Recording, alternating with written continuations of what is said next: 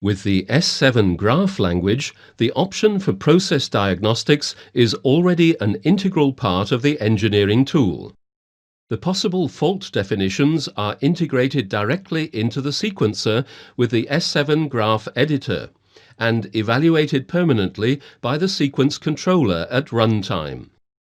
S7 GRAPH knows two types of error monitoring, the interlock and the supervision. The interlock is a programmable condition which affects the running of individual actions of the sequence.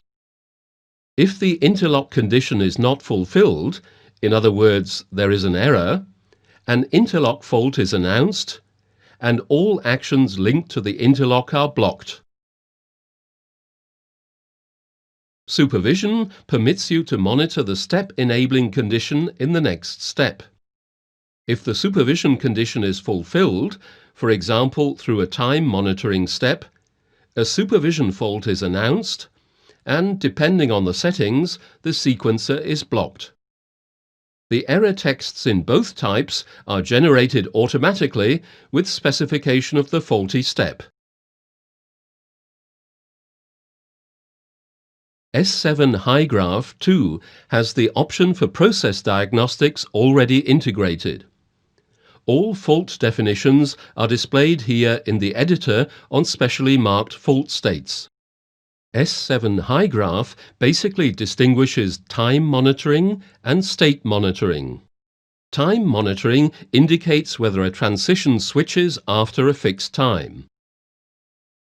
If after the parameterized monitoring time there is to be branching into a fault state, then this is done via a transition with the predefined signal ST expired. With global monitoring, regardless of the actual active state, a signal is monitored constantly or globally for its state. In the program, this means that any transition with conditions leads to the error state. State-dependent monitoring is when a signal is to be monitored only when it is in a particular state.